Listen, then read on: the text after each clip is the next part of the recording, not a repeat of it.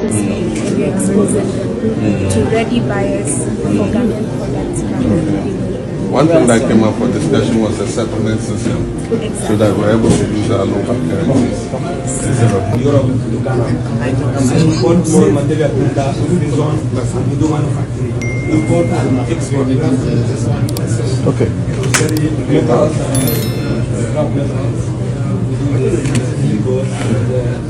Billian, all the grades of metal, aluminium. Yes. Yes. How about 55? Created about 12. Now, on your philosophy, 24 hours.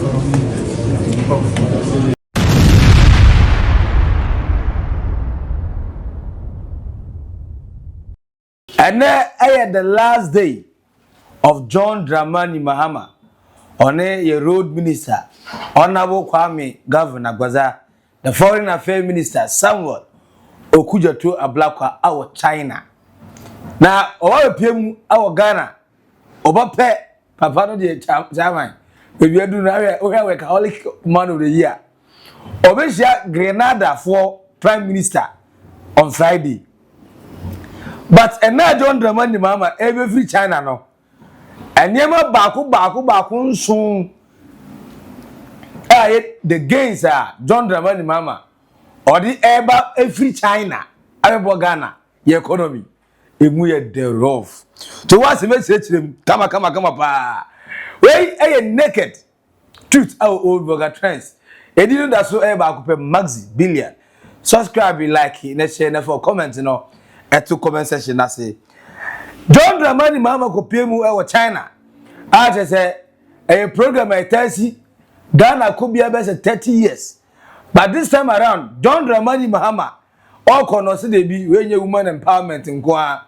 Maybe I don't know say pay investors at the free China because all the African countries are so far only China. A business and as a more bilateral religion now. The only country that what benefit from China pa Ghana. Busuya China diabo Ghana kwa masa over 11.8 billion. Eno no hu grant ne hu loan ne ehun nyema infrastructures a wa be dia che. Enti John Dramani Mahama ko na gas masa ma me hurry up. Ma me nya smart because me ko no me the 24-hour economy e dia so miti don come one be to dia ma me. Enti opiemu a oni Jinping e sha se di nkomo na plan ni na se masa.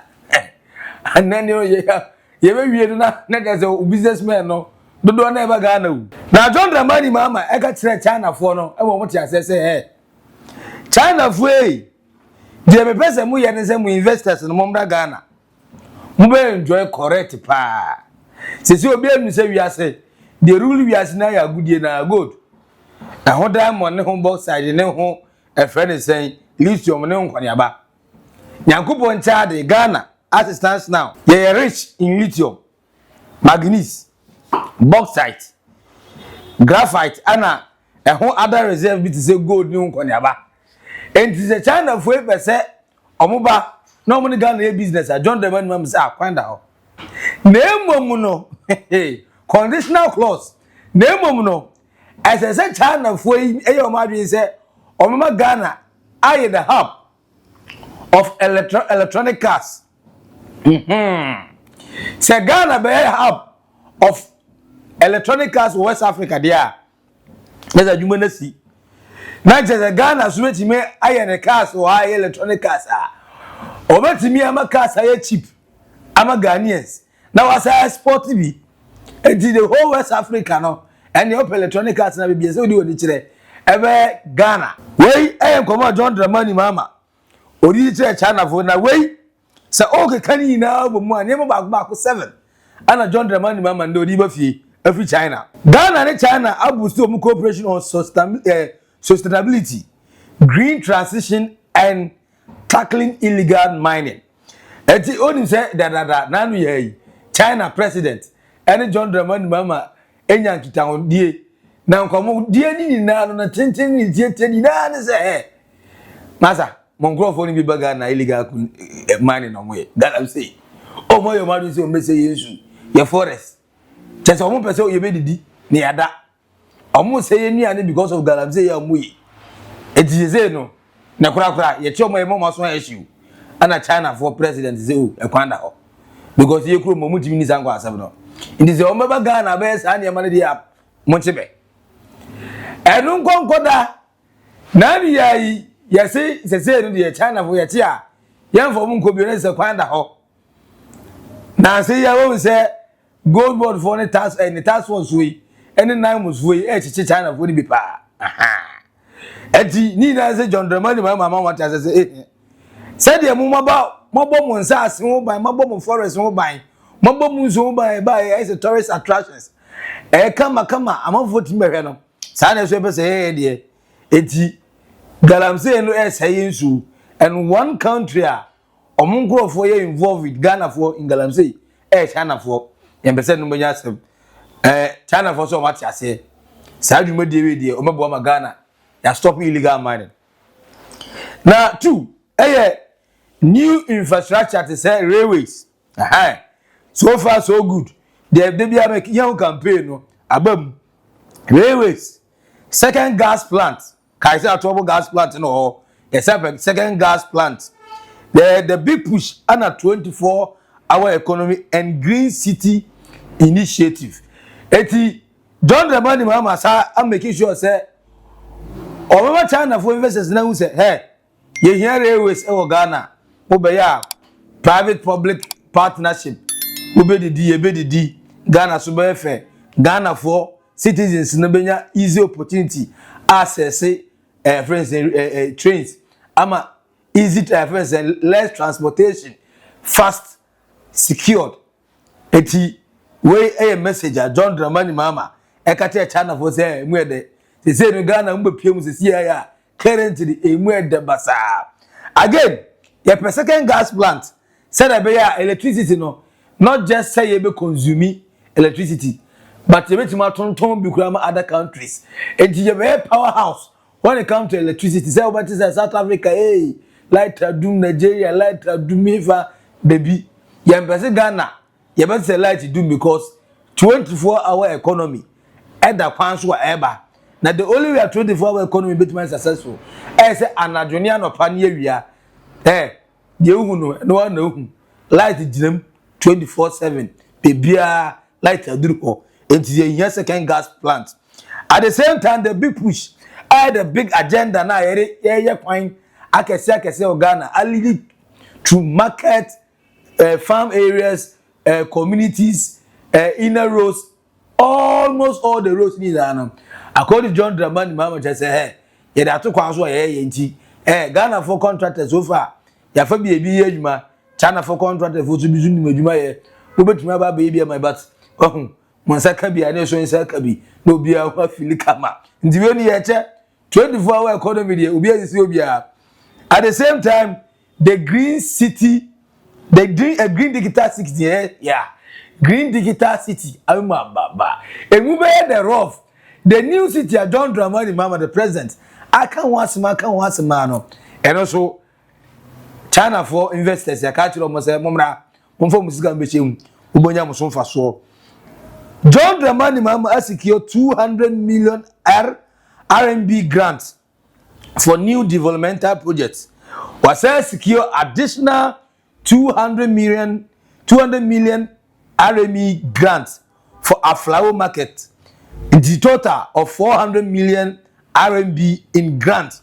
for this year from China into over 400 million US for the RMB grants no waje a ode eba ha na we no grant we na amode eba no me sure say Gazi for the medals there say no by October 28 2025 October 28 2025 unofficially China and Ghana ever signed the zero tariff trade deal 28 October 2025 zero tariff trade deal no Ghana and China Jinping and John Dramani Mahama ever signed now taking effect Mahama John Dramani Mahama self push for $100 million empowerment package from the Chinese government because of more some women entrepreneur omo empower omo through omo friends and Chinese women empowerment no.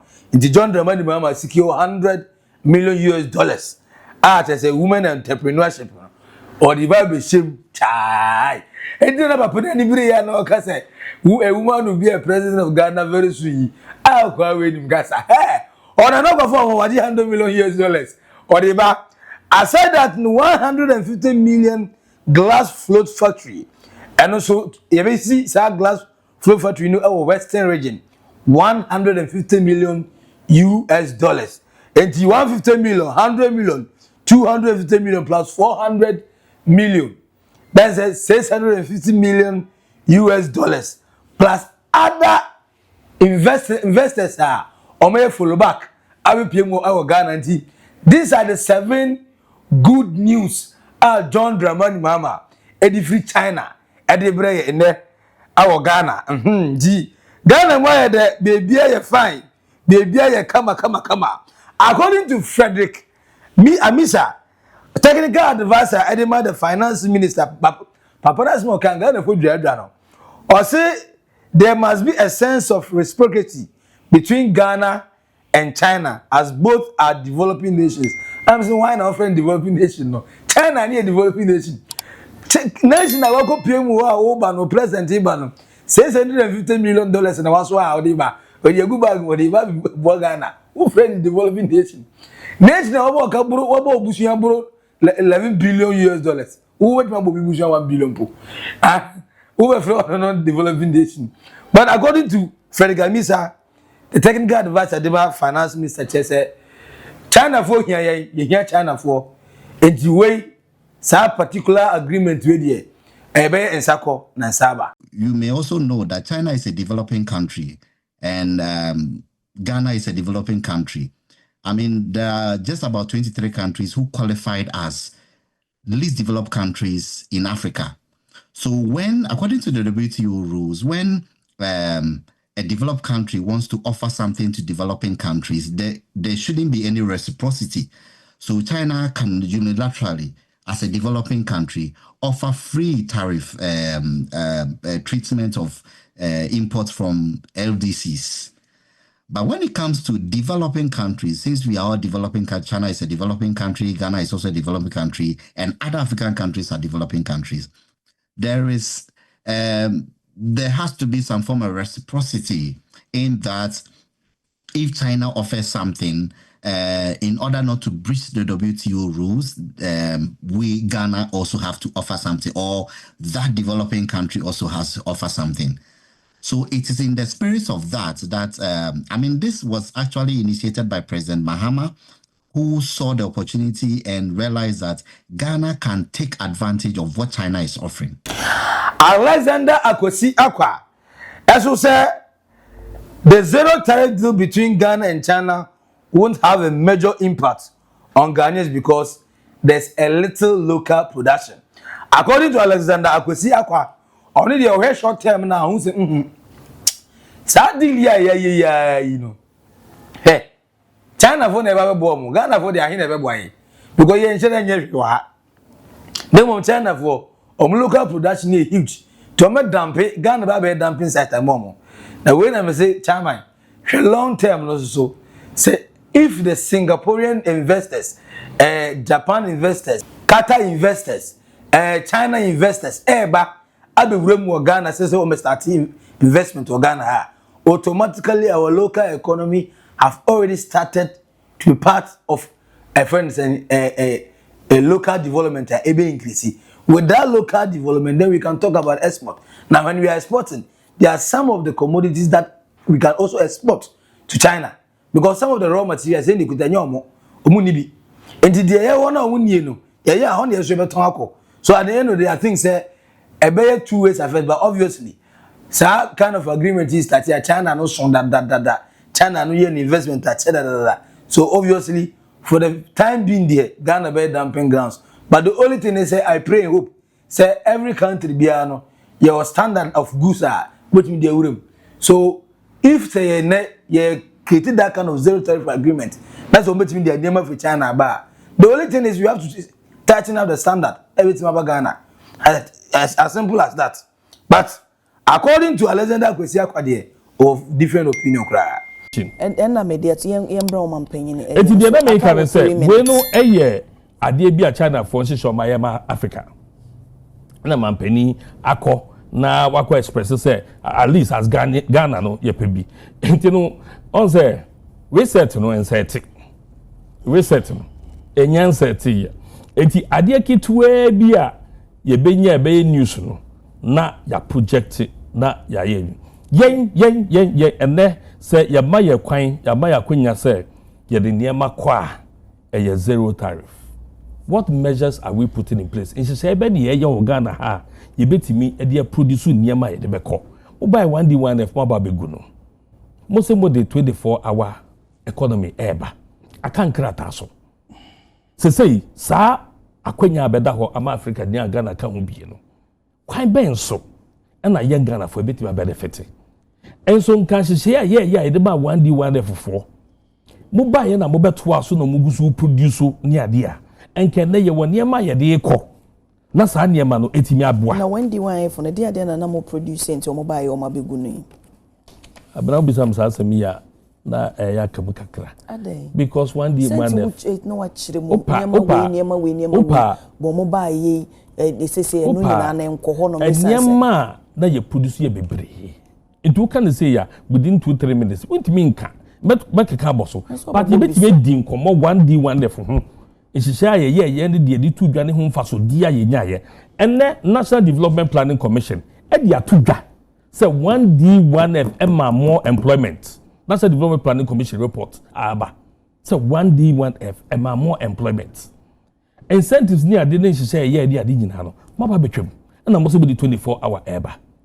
Not a modada Ghana for sa na ye de have kese no media politician or chiranko yen yimi ni yen dis ni na fei abese ye beto aba o so ko patwa so bia beto aba because he dey na atrofo nti na no mampanyini SQA zero tariffs na de na so production nkoso ni yetima producing no. So we will not even benefit that much. Okay, Mate. John Dramani Mahama after China. There's 7 good news out of China. Ebano, Oya, Oni the Grenada Prime Minister Dixon and Miss Thomas Michelle Ebesia on this Friday.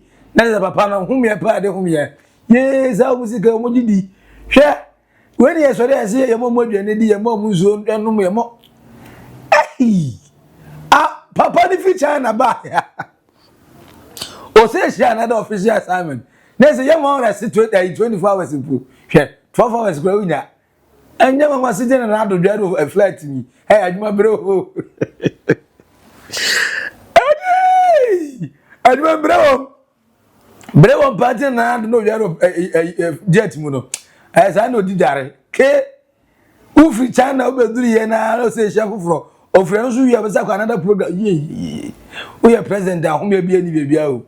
Ana John Dramani Mahama say fans na say ma una anti because when mu nyini na say kra ko 4 years ne de sisi ante kra na oti efita ade ne we dey but John Dramani Mahama John Ababi o John Kwame Nkrumah John he the John ABAN PAPA ABA 24-hour economy and John Dramani Mahama 24-hour economy ni de say don't call me adoma na so the acidity so ana what ton ediama almost the Asian continent, the American continent, the European continent and the African continent. This is where we be catch now. Say you to 24-hour economy for sika be shim na ma me aboka o ubenya oso die o. E say no anadwuma no yenkonko a. And John Dramani Mahama from China oba no or the sikapa na eba sikapudo cause of more Chinese investors, China president, businessmen so more China. What you say look, sikana amanya na tamabi hu de bone be no. Mo amwo into electric cars. Eh. Say even am mo mu no. Mo timbe boy na Ghana ye be the hub in West Africa automatically. Mo didi because ye both side. Your lithium, your first gold, your manganese, your graphite, just enema ye wono edoso. Umra na agudie no mu di bi na edibi na still production so koso na ye be the hub as for EV cars our Ghana ha me say ha that is adwuma na si oye no say okay ene me nkokwa ye na aka bi a mo ne be ka me ho ye the 200 million RMB grant for developmental projects ye na ka na ho additional 200 million RMB grant for a flower market into a flower market no 24-hour economy akano ye ba be here zero tariff trade dey no so ye be sign October 28 2025 between China and Japan. And then at the same time, 100 million empowerment package. The women entrepreneurship benefit. John Dramani Mahama and so and then 150 million glass float factory. And so you see no Western region. Not just say you see glass float factory. Our Ghana for 150 million US dollars. Our Western region. Nina John Dramani Mahama, John Ababio, John Kwame Nkrumah. Papa no nensa no nti adwuma na si adwuma ni mo de kick on go on my markets etiase be adwuma ti wei e fe no mpewe na opeden papa no so be adwuma Ghana for see observe and obi say observers are worried but wait so far there in 9 months we are not worried at all it seems say we are optimistic say baby ekwe there say to see ya na nye political talk dey be ameka enu kwa na airport. Say political talk ni bom dia possibility we are so because enye yemfa but so far there I said the NDC and the John Dramani Mahama don't make a bi omoye with that one mama kuma to me yeme jeme hadia we die yepe one ma yakuma to ye nti yakuma to ye John Dramani Mahama China no okoye wankokwa okasa amane ye de oba no so no investment galore or they for comment at to comment section na say JM fans or they but 7 good news or they but need developmental project yes start TSC factories and my business sika dey entrepreneur business at the same time you be new developmental project azika abuse wasa the same time greens digital city and also your investors and am kwa so say ba awuranya gopo sika bu adwuma bu investment abu glass float factory and also our western area ba be see aya wallahi see ato de na se bia wono mo wa no faka pa ko western region obenya adwuma ni bia ya green city green digital city so he ye see ni so obenya adwuma ya nti adwuma bua na ebebu awo Ghana fa comment to comment section na say subscribe like na share mo nua so eja bi ehwe edi no ba ko pe Maxi Billian Macron bye bye.